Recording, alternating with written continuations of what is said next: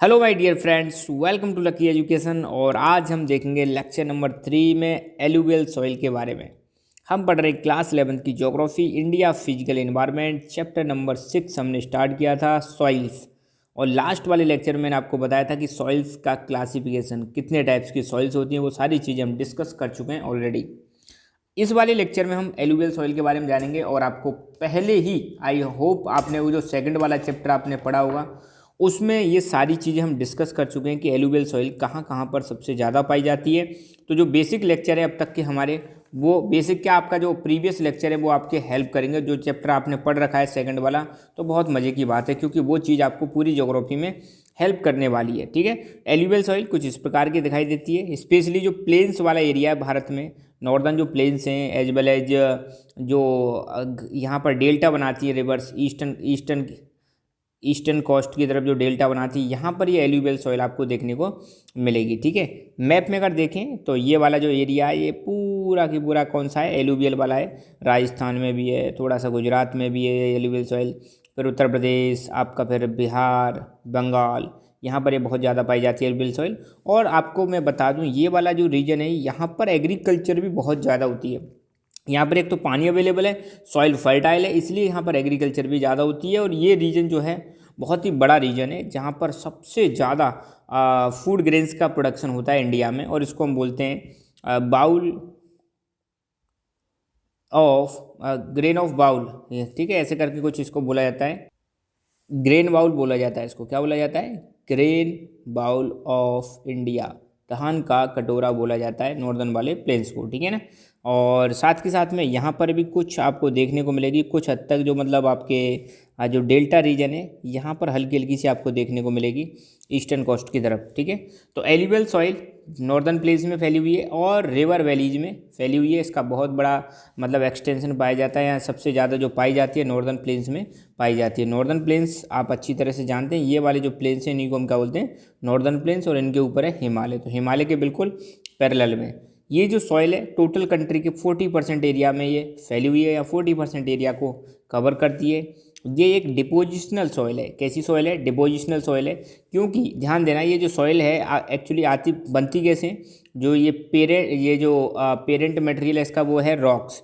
तो यहाँ से हिमालयन रीजन से आपको पता है कई सारी रिवर्स निकलती हैं।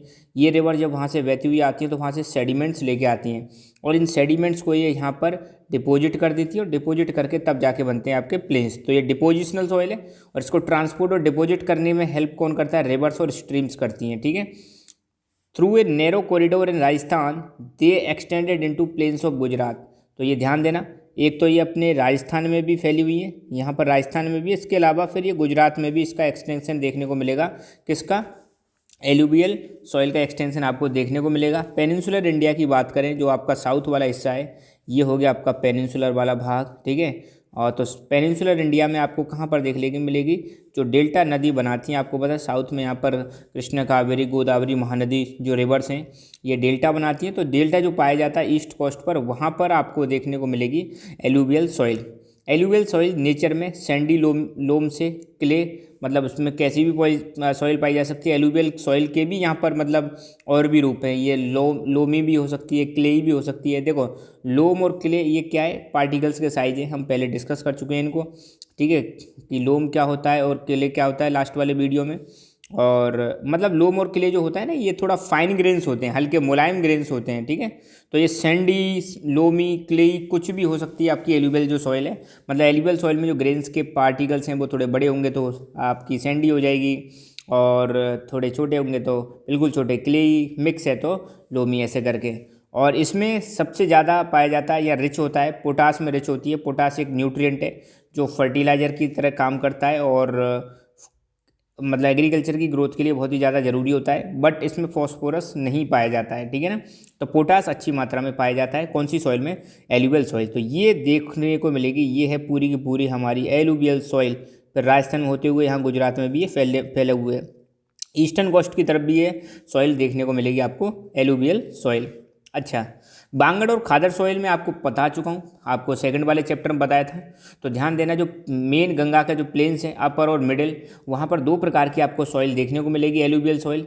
एक है खादर और दूसरी है बांगड़। अब जैसे हिमालय से रिवर आ रही हैं, अब सपोज ये कोई रिवर वैली है, क्या है, रिवर वैली, और इसमें कोई रिवर फ्लो कर रही है, तो रिवर के जस्ट पास वाला जो एरिया है वहाँ पे तो आपको खादर सॉइल देखने को मिलेगी, और रिवर से थोड़ा दूर वाला जो एरिया है वहाँ पर आपको बांगड़ सॉइल देखने को मिलेगी। बस इतना आप ध्यान रखना। खादर जो सॉइल होती है वो न्यू एलुवियल सॉइल होती है, बांगड़ जो सॉइल होती है वो ओल्ड एलुवियल सॉइल होती है, ठीक है। खाद मतलब खाद देने से क्या होता है, फर्टिलिटी बढ़ जाती है, आपको पता ही है। और ये खादर जो सॉइल होती है थोड़ी ज़्यादा फर्टाइल होती है। और खादर सॉइल मैंने बताया एक तो फाइन होती है, मतलब स्मॉल छोटे छोटे पार्टिकल्स होते हैं। न्यू एलुवियल सॉइल होती है और हर साल ये रेन्यू होती रहती है, और साथ के साथ में इसमें न्यूट्रिएंट्स ज़्यादा पाए जाते हैं, ठीक है। इसलिए ये सॉइल की फर्टिलिटी बांगड़ की तुलना में थोड़ी ज़्यादा होती है। बांगड़ सॉइल ओल्ड होती है और ये थोड़ी दूर पाई जाती है फ्लड प्लेन से। ये सपोज कोई फ्लड प्लेन है तो फ्लड प्लेन के पास में तो आपको खादर मिलेगी और दूर में आपको देखने को मिलेगी बांगड़ सॉइल, ठीक है। दोनों की दोनों खादर और बांगड़ जो सॉइल है इसमें कुछ कंकर्स भी पाए जाते हैं, मतलब कैलकेरियस कंक्रीशंस भी पाए जाते हैं, पत्थर भी पाए जाते हैं, इसमें छोटे छोटे पत्थर के टुकड़े पाए जाते हैं, ठीक है ना। These soils are more loamy and clayey in lower and middle Ganga plain and Brahmaputra valley, ठीक है। तो ये जैसे ही अगर यहाँ की बात करें, ब्रह्मपुत्र वैली की बात करें, तो ये हो गई ब्रह्मपुत्र वैली और ये लोअर पार्ट्स हो गए प्लेन के। तो यहाँ पर ये जो सॉइल है कैसी मिलती है, थोड़ी लोमी या क्लेई टाइप की मिलती है, मिक्स टाइप की मिलती है। और यहाँ पर आपको जो सॉइल पार्टिकल्स हैं बहुत मुलायम छोटे छोटे पार्टिकल्स आपको देखने को मिलेंगे। और सैंड कंटेंट भी वेस्ट से जब ईस्ट की तरफ जब रिवर जाती हैं, वेस्ट से ईस्ट की तरफ, ये हो गया वेस्ट और ये हो गया ईस्ट, इधर की तरफ जो सॉइल का कंटेंट है वो कम हो जाएगा, मतलब सॉइल नहीं सैंड का कंटेंट क्या हो जाएगा, कम हो जाएगा। सैंड आपको पता है, सैंड के पार्टिकल जो होते हैं वो लोम क्ले और लोम की तुलना में थोड़े छोटे होते हैं, तो इसलिए सैंड कंटेंट भी वेस्ट से ईस्ट जाने पर क्या होने लगता है, कम होने लगता है। साथ के साथ में आपको पता है रिवर की स्पीड भी यहाँ पे क्या होने लगेगी, जैसे जैसे इधर जाएंगे स्पीड कम होने लगेगी, तो जो भारी भारी पार्टिकल है वो इधर ही बैठ जाते हैं और जो हल्के हल्के पार्टिकल हैं वो इधर की तरफ आते हैं। तो जो सैंड पार्टिकल है वो वेस्ट से ईस्ट जाने पर क्या होने लगते हैं, कम होने लगते हैं। रीजन स्पीड क्या हो जाती है, कम हो जाती है, तो भारी भारी पार्टिकल्स यहीं पर बैठ जाते हैं। Colour of alluvial soil vary from light grey to ash grey, इसका जो कलर है वो वेरी कर सकता है लाइट ग्रे से एस ग्रे पर।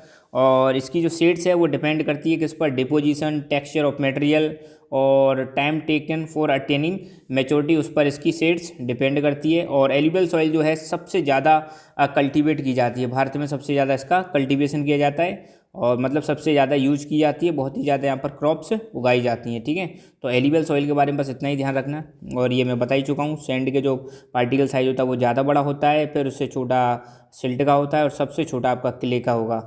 इनका जो मिक्सचर होता है उसको हम क्या बोलते हैं, लोम बोलते हैं, ठीक है ना।